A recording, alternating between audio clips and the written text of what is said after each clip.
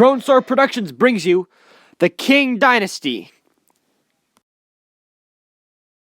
The Manchus, who founded the Qing, accepted the Confucianism beliefs that were developed many years before by the great scholar Confucius. They also followed Confucius's government system involving scholar bureaucrats who were required to take difficult civil service exams in order to gain ranks in the government. Another policy issued by the Chinese, based on their ideology, was the Chinese isolationism. This was due to the fact that the Chinese felt that they were superior to the Europeans, so therefore they isolated themselves and blocked all trade from the Europeans unless the Europeans agreed to trade under the Chinese terms, which involved a ritual known as kowtow, in which I will explain in a future slide.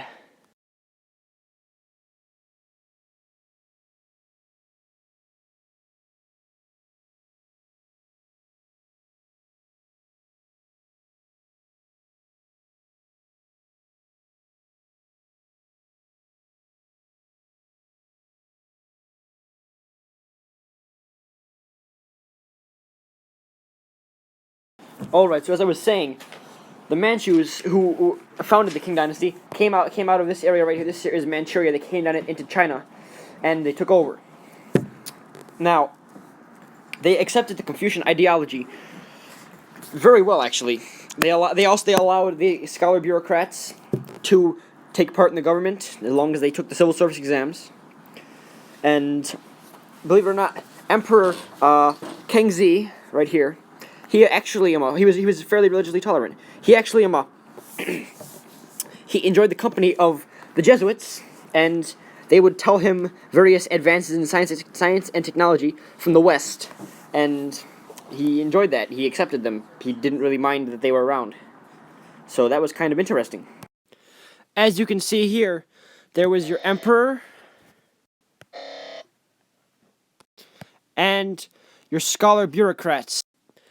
Now, the scholar bureaucrats were required to take a civil service exam in order to have a high-ranking job in the government. This was a very strong and centralized government.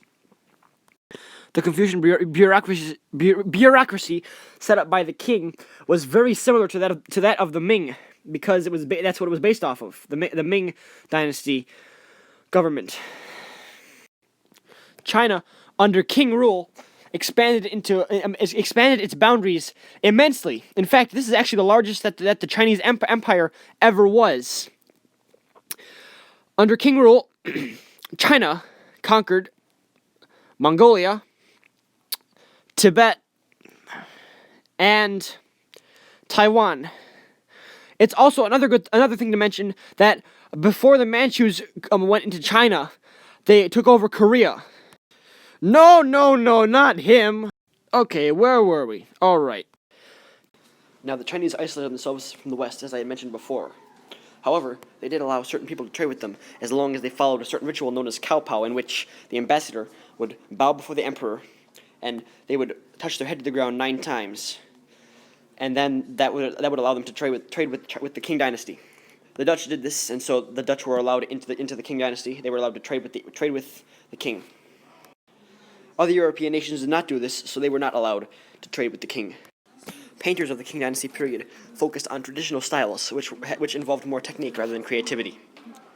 Potters were experimental. They experimented with many things, which led to the production of fine ceramics. This is an example of one of the ceramics. This is porcelain, king porcelain to be exact. During this time period, The Dream of the Red Chamber was written. This is a famous literary piece focusing on the aristocracy of the Qing Dynasty. The Chinese belief of isolationism was actually one of the main reasons that the king declined. The West pressured China into trading with them.